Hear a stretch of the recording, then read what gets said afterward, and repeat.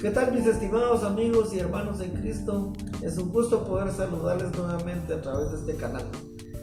El día de hoy es un gusto para mí poder estar en la segunda entrega, en la segunda exposición del tema de acerca de los dones espirituales, que ya estuvimos viendo en una primera parte, en donde vimos que los dones son capacidades especiales que el Espíritu Santo otorga a todo el cuerpo de Cristo.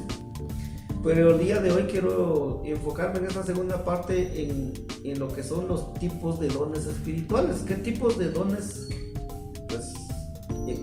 existían y existen hoy en día?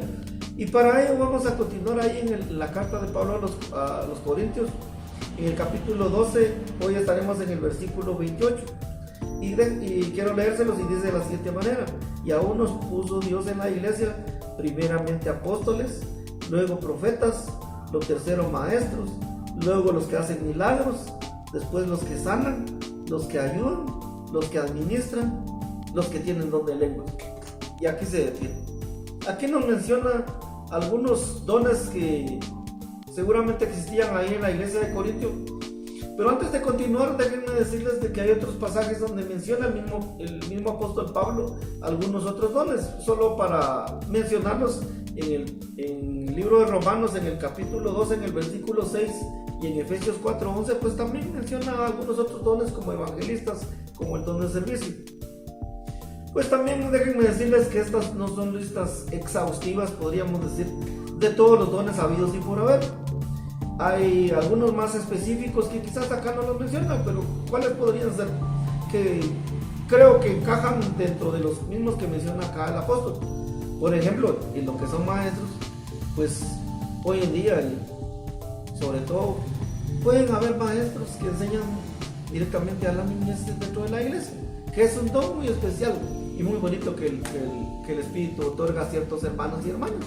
Así también algunos otros podrían dedicarse a la enseñanza directamente con los jóvenes, y algunos otros con adultos, algunas hermanas directamente con las damas, y así hay diversos dones dentro de ese mismo don de la enseñanza.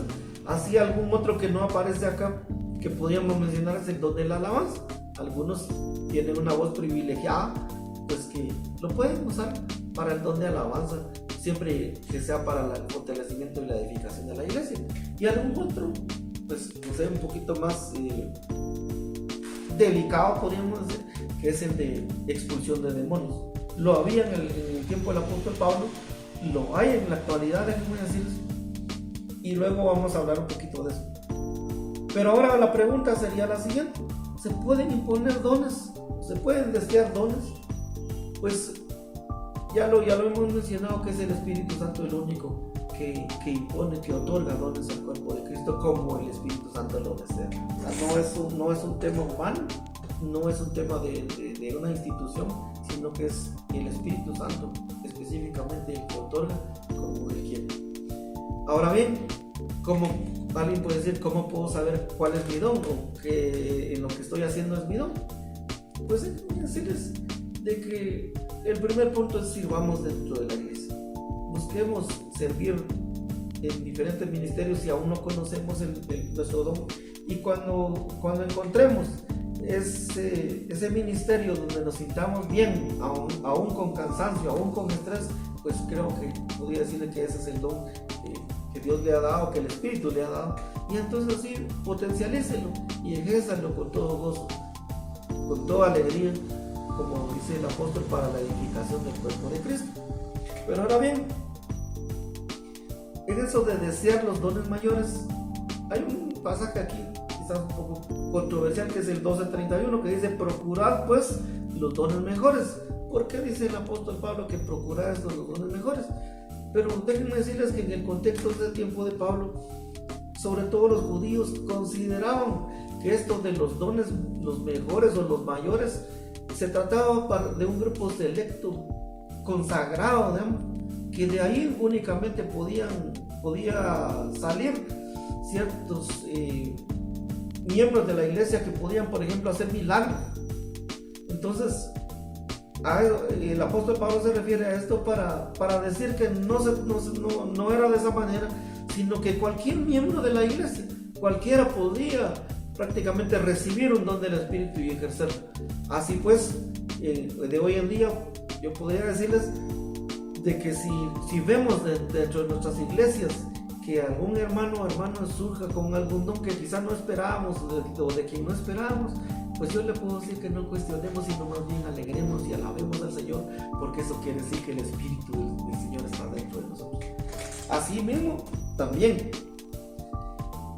el apóstol Pablo pasa al capítulo 13, donde habla del amor, haciendo como un paréntesis, hablando acerca del tema de los dones. ¿Qué dice acá? Solo les voy a leer el versículo 1, que dice: si yo hablase en lenguas humanas y angélicas y no tengo amor, vengo a ser como metal que resuena o símbolo que retiñe. Aquí en este capítulo el apóstol Pablo hace una referencia al amor como algo máximo, incluso sobre los dones. Él no está descalificando los dones espirituales, pero sí enfatiza en que el amor debe prevalecer entre todos los creyentes de Cristo, porque Dios es amor. Él ya lo ha dicho en otros pasajes. Así entonces, ¿cuál es el primer mandamiento que enseñó Jesucristo? Pues amarás al Señor tu Dios con todas tus fuerzas. Y el segundo, amarás a tu prójimo como a ti. Entonces creo que el apóstol Pablo está enfatizando esto acá como un prácticamente primer mandamiento sobre los mismos dones, de que nos debemos amar unos a otros, amar a nuestro prójimo. Bueno, y en ese nuestro prójimo están no solo nuestros hermanos dentro de la iglesia, sino sobre todo a todas las personas que nos rodean en la comunidad o en el mundo en el que vivimos. Así podemos resumir este capítulo 13, pero en el capítulo 14 el apóstol Pablo habla de un don, no sé, quizás especial o específico o ambos, de ese tiempo, que era el hablar en lenguas. El capítulo 14 él habla de eso. Les voy a leer los primeros versículos. Dice: seguid el amor y procurad los dones espirituales, pero sobre todo que profeticéis, porque el que habla en lenguas no habla a los hombres, sino a Dios, pues nadie le entiende, aunque por el Espíritu habla misterio. Aquí habla en el contexto de la iglesia de Corinto, que prácticamente era no solo una iglesia, sino una comunidad multiétnica, donde coincidían muchas personas que hablaban diferentes lenguas de la región del Asia Menor. Entonces, y la iglesia había sido muy bendecida prácticamente con este don de lenguas, que el apóstol Pablo dedica un capítulo específico para eso. Pero también el apóstol Pablo, dice, llama a profetizar para empezar, pero no descarta, no descalifica el don de lenguas. Pero el apóstol Pablo lo que dice es que los que hablaban lenguas debían buscar un intérprete, y a eso es lo que va el apóstol. No los descalifica, sino que dice que busquemos un intérprete. Lo dice en el versículo 13, por lo cual el que habla en lengua extraña pida en oración poder interpretarlo.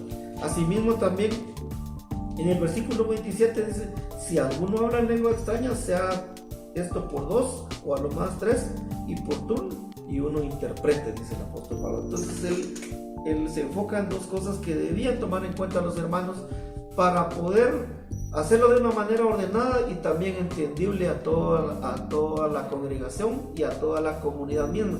Porque él decía, porque si los que están afuera ven o oyen que la iglesia está congregada y todos hablan en diferentes lenguas, pues van a pensar que están locos, que estamos locos, decía Pablo.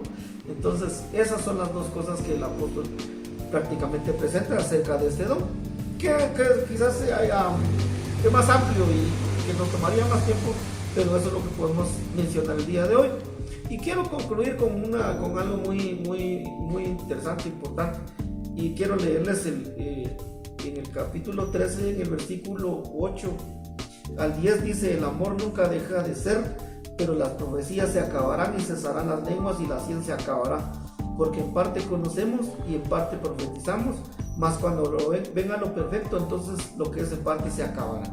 ¿Y a qué voy con este pasaje del capítulo 13? Es que en el tema tanto controversial, muy debatido, en el que muchos argumentan que estos dones que menciona aquí en estos pasajes, muchos ya no están vigentes hoy en día, y otra parte del cristianismo dice que sí. Y este pasaje, por ejemplo, se toma mucho en mucho para hacer referencia a que ya no son vigentes, que ya se terminaron, hablando de un futuro.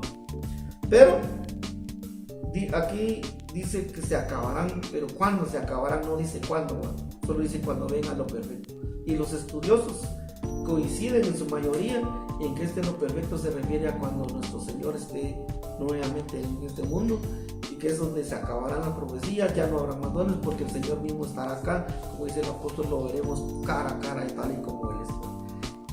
Algunos dirán que ya no están vigentes, otros dirán que sí, pero yo lo que les puedo decir es que estudiosos, predicadores, evangelistas que han trascendido prácticamente las fronteras de nuestros países, incluso de nuestro continente, han dado testimonio de que en otros continentes han encontrado prácticamente algunos dones que en nuestro medio quizás no los podamos palpar, no los podamos visualizar.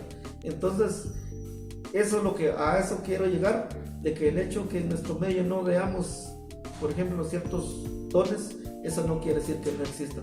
Y quiero concluir con lo que ya he mencionado, de que si en nuestras iglesias o en otras iglesias vemos prácticamente la evidencia de alguno de estos dones, pues yo les puedo decir que no cuestionemos, sino que alegrémonos, gocémonos, alabemos al Señor, porque eso quiere decir que el Espíritu Santo está entre nosotros. Y con esto quiero llegar al final, mis estimados amigos y hermanos de Cristo, no sin antes agradecerles infinitamente por el favor de su atención, y si Dios nos lo permite, estaremos nuevamente acá para seguir aprendiendo algo más de la palabra del Señor. Que Dios los bendiga.